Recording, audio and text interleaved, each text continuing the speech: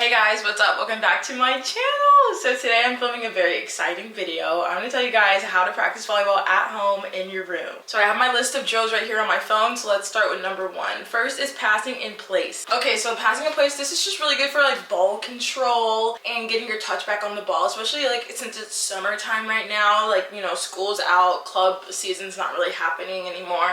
So you want to keep your touch on the ball. So we're just going to pass in place. That just got really high on me. Oh my god.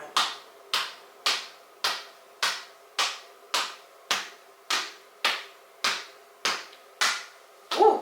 Notice how my ball kept getting higher and higher. That just means I'm standing up straight. I need to be more in like an athletic stance.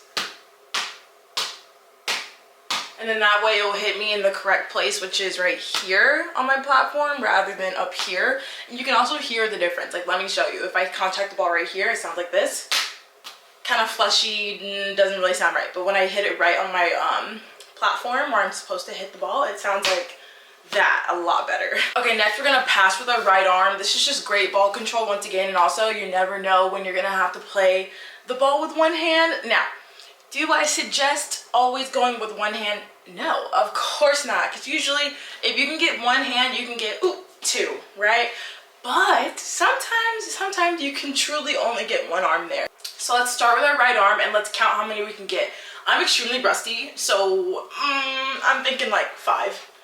1, 2, 3, 4, 5, 6, 7, 8, 9, 10, 11, 12, 13, 14, 15, 16, 17, 18, 19, 20, 22, 23, 24, 25, 26. Okay, honestly, I'm shocked. And I feel like that just goes to show that the more you do these drills, it becomes muscle memory. So let's switch over to our left hand and count how many we can get. This will be a different story because I am not a left-handed person. It's always important to practice with your left and right arm. Even if you are a right-handed person like I am, like, it's important to know how to pass with control with your off hand. So let's see. Okay, my prediction is 5. 1, 2, 3, 4, 5, 6, 7, 8, 9, 10, 11, 12. Okay, that was actually a lot better than I thought.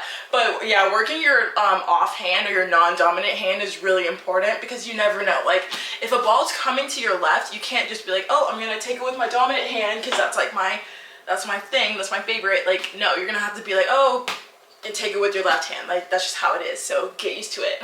Next, we're gonna pass in place again, but we're gonna alternate arms. So we're gonna go from left, right. So right, left, right, left, right, left, right, left, right, left, right, left. See, oh my gosh, that's so much fun too. All these drills are really fun to do, and you can just do them in the comfort of your room. Like, you cannot get better than that because it's hot outside and we don't want to go outside. Okay, I'd rather stay in the air conditioning. So passing alternate is really good because once again, oh, no one saw that. Next, we're gonna do some setting in place. So just set to yourself in place, and you want to keep your hands high and your fingers like in between, locked out and soft. So what I mean by that is that you don't want your fingers to be like this when you're setting, but you also don't want to be like this. Like, you want to be like in the middle, if that makes sense. So no monster hands like this. That's not it. But you also don't want to be like that. Ooh. It was just a bed, don't worry.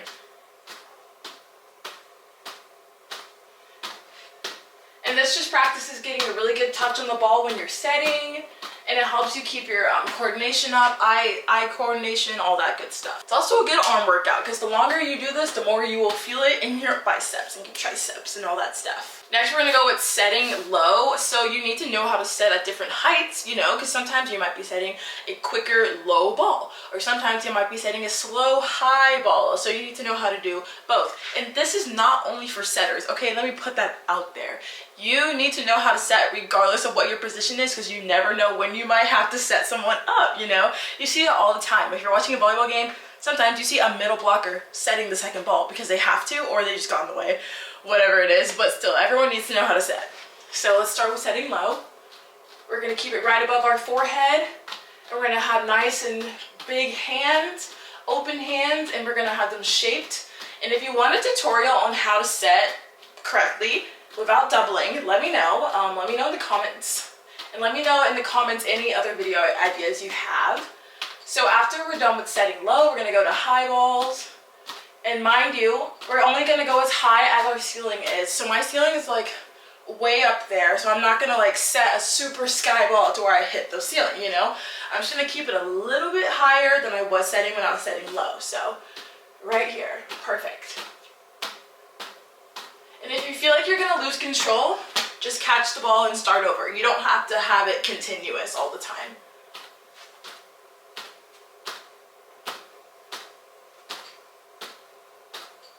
This is also a really great drill for just staying under the ball, because you don't really want to set like this, because the power is really coming from your legs, your back, and your abs, not so much your arms when you're setting. So it's important to engage every part of your body, get under the ball, push through the ball, so that way you can really set further and, you know, more accurate that way. Next, we're going to get into some combinations. So we're going to start with passing low, passing high. So we're going to pass to ourselves low, pass to ourselves high, and try to keep it continuous. But once again, if you can't do that, just catch it and start over.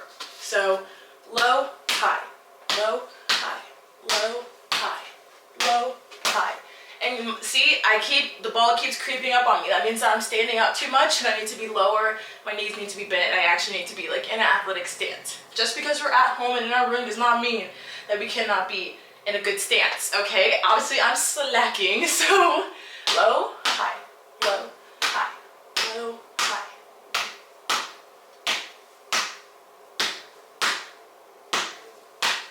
And notice how when I'm doing my high ball, I'm lifting the ball up with my platform and my legs.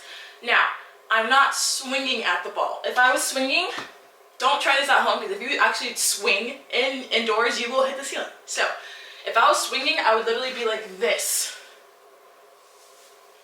But when I'm lifting, it's like this. It's more controlled. My platform doesn't break, and it's one fluid motion. It's not just like, that's swinging. This is lifting. Next variation, we're going to go with passing high and setting high. So pass a high ball, set a high ball, pass a high ball, set a high ball.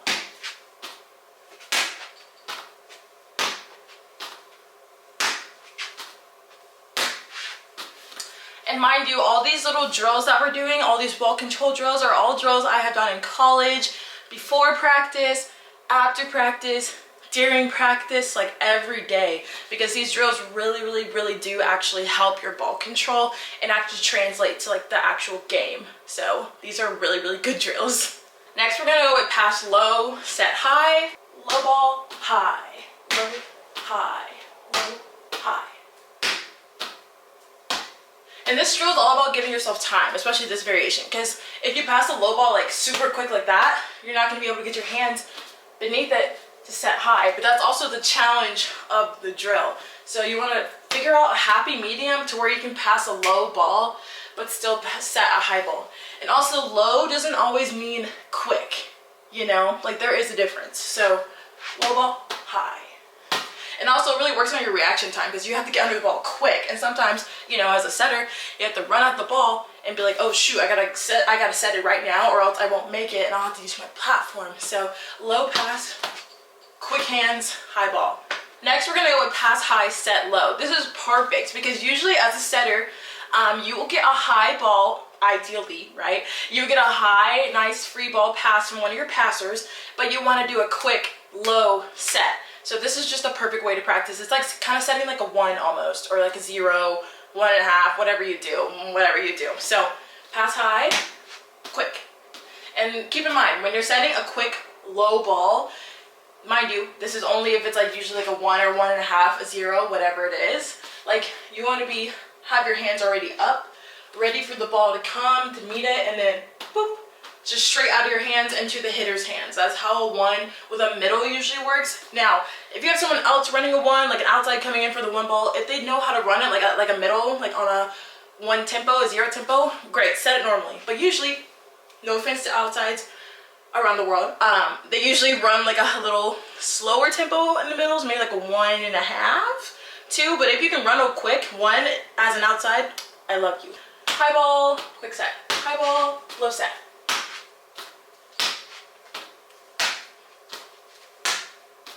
Perfect. Okay, next one we gotta get down on the ground for. You're welcome. You can use this as like a little rest cycle.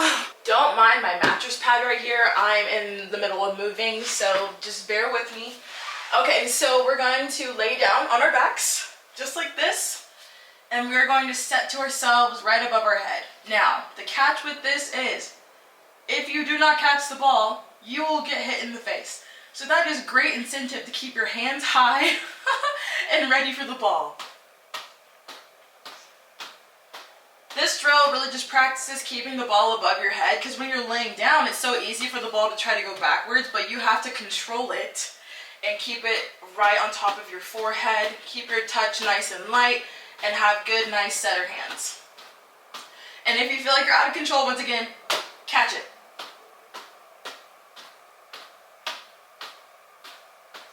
You can also get a little advanced with it and do a sit-up. So you can set, do a sit-up, and go back down and keep going if you want to. I'm not gonna do that, so I'm just gonna keep going. If you feel like you need a break, let's take 5 seconds and get some water and just breathe. Okay, time's up. No, but seriously, if you need a break, just pause the video and come back. Okay, next we're gonna start moving on to some more advanced drills, if you will. Okay, so first we're gonna start practicing our tomahawk. So that means, say the ball is coming at you super fast and all you can do is react. The best way to react is with a tomahawk. So you're like this, bam, or you're like this, whatever you want to do. So I've seen people call this like a taco, a toast, like just weird things. I'm like, why would you call it that? I don't call it that, it's called a tomahawk. So this is basically when you're just protecting your face, and that is like the last ditch movement that you have. Like, it is like an emergency move. So, but it's also good to practice emergency moves, because once again, you'll never know when you need it. So say some girl's about to hit down the line at you and she just explodes on the ball and you're like, oh crap, bam. And you think it's about to hit you in the forehead, but you hit him with a boop and it'll pop right up. So we can't really emulate the pace that the ball would have if you were actually going to use this move, but we can practice the contact. So it's going to be like this, and we're just going to pop it up as best we can. Remember, up is better than on the ground, right? So pop it up. And mind you, this is an emergency move, but still, once again, it's good to know, good to have in your little toolbox, okay? Oh, sorry, wall. Don't do that. And the main place that you're hitting the ball is here. So it's hard to demo since I'm alone, but see, I'm like this, and the ball is wanting to contact right here, so you can kind of pop it up. Notice, see, like my hands are kind of angled up, so that way when the ball hits, it will go up. This is also kind of like soft blocking, if you know what that is. Once again, if you want a tutorial on blocking, let me know. Because when you soft block, that's essentially what you're doing. You're just trying to get the ball to pop up, because you're not exactly, maybe you're not tall enough, maybe you're vertical, it's kind of lacking, and you can't really press over the net like a middle blocker would, or whoever, whatever. Soft blocking is the same kind of motion. So that's kind of like a correlation I could draw. Next, we're gonna go one-handed setting to ourselves. This is just so fun. One-handed setting is, once again, an emergency move, advanced move, because it's not exactly necessary, but sometimes you do have to one-hand set. You'll see it on Team USA, college, like sometimes I did it in club randomly, like when I was like 15. Like, it's just random, like it's kind of like an instinct thing. But the reason why I could do that when I was 15 years old was because I practiced it. So let me show you. So we're just gonna keep our touch on the ball, but notice how the ball is not coming off like, because my hands aren't stiff and I'm not like hitting the ball. I'm still using my setting hands that we practiced, and watch the tutorial if you want to know, but we're still having our setting hands, but it's just like we're moving one hand and still setting with the other, you know? So, and you can even, if you want to get special with it, you can even back set with one hand. See if I can still do it. Woo, barely. That's so hard. Yeah, I can still kind of do it, but like, that's like super advanced, and I'm not really gonna teach that. So let's keep going with our right hand. Practice our little one-hand setting, catch, set, catch, and remember, the gist of one-hand setting is just to get something high and hittable for your hitter, okay? It's not really just to be like perfect execution, like right on target kind of set, because you're going with one hand, so of course it's just going to be hard. So left hand, it's a little harder doing it with your left, because once again, that's just not my that's just not my dominant hand, but still good to know. Now, that could border as a lift. Sometimes it really just is a judgment call on behalf of the ref. But the way that you can really avoid that is just being confident and playing it off like, yeah, I did that. And like, don't act like you're guilty, because then they'll think you're guilty. So keep your touch light and short on the ball. That's another way to like kind of avoid that kind of call. Next, this is also advanced, and also I would not suggest this if you really don't know what you're doing. This is basically like knuckling the ball. Say you get a bad set, right? And you can't get your full swing on it. You can't tip it because it's like so tight or something's just wrong, right? You can always go over and, oh my god, I almost killed my camera. You can go over and just punch the ball over. Now, do I suggest doing that? Absolutely not, because you don't really have control of where the ball goes if you're using your knuckles like that. So this is just another emergency move that you can practice. So you can go like this, catch, catch. Same with your left.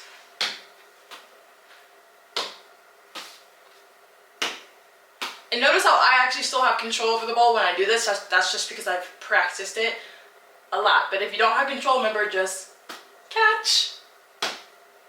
Mind you, we are not doing it like this, like a little pokey. I don't really want to teach that because it's more of a beach move anyways. But what I do is I tuck my thumb and I keep my fist as flat as possible, see?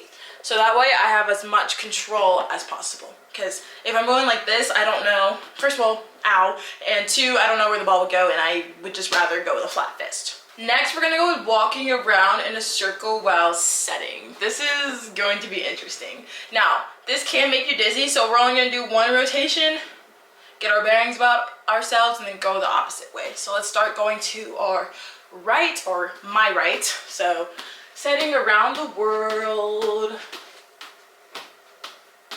Stop. Ooh, that did make me kind of dizzy. So if that makes you dizzy, just don't do it anymore, because that's a lot. But this just really helps with keeping your eye on the ball and keeping your contact level even when you're moving. So that's a really advanced drill that you can do if you really want to get good at setting, like at different directions, different angles, because that's really how you become like a great setter. Let's go the other way, and if you are feeling dizzy, just set this one out. So left,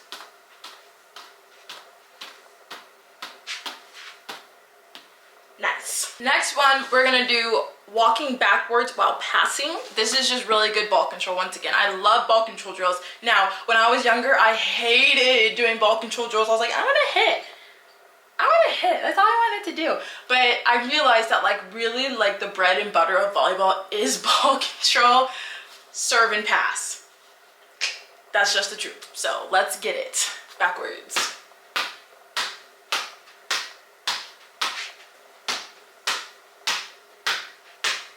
Next, we're gonna go walking backwards again, but we're gonna be setting to ourselves. So I love setting, y'all. Like that's how I started off as a setter. So much fun. Okay.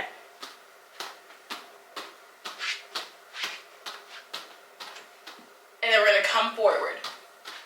And if you can do that without catching the ball, that's great. If you can't, that's okay too. So let's try that again, but we're gonna keep it continuous. So eye on the ball, high hands, stop, keep it going, come forward.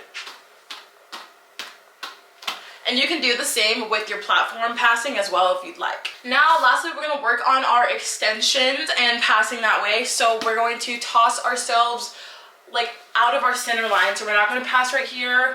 We're gonna toss over here, and we're gonna work on our extension pass to target. Now, this is important because it's just good ball control once again.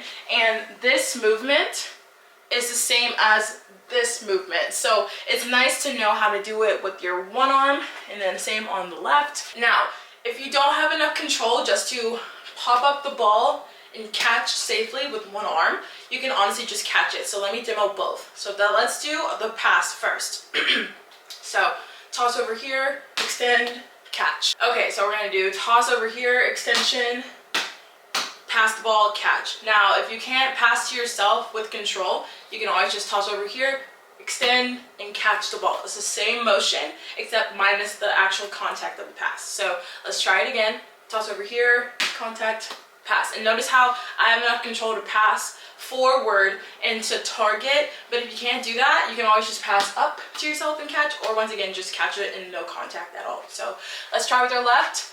Toss out of our center line over here, extend, pass, catch, or pass over here, extend, catch. But yeah, it's a really good habit to kind of say what you're doing at the same time you're doing it, because your brain will register a little bit more. I think something like that. So if you say, oh, extend, your arm will extend as far as you want it to, and then it's just a good practice to be like, oh, extend, pass. It's just good to repeat things to yourself. That's how I learned, and that's just how I got my muscle memory going. Okay guys, that is it for today's video. Thank you guys so much for watching. Make sure you leave a comment down below what your favorite drill was. Also subscribe if you haven't already. I'm going to be posting once a week on Sundays. Also like this video because that really helps out my channel. And thank you guys so much for watching. I really hope these drills help you. Genuinely, if you have any questions, please let me know. I'm happy to answer them.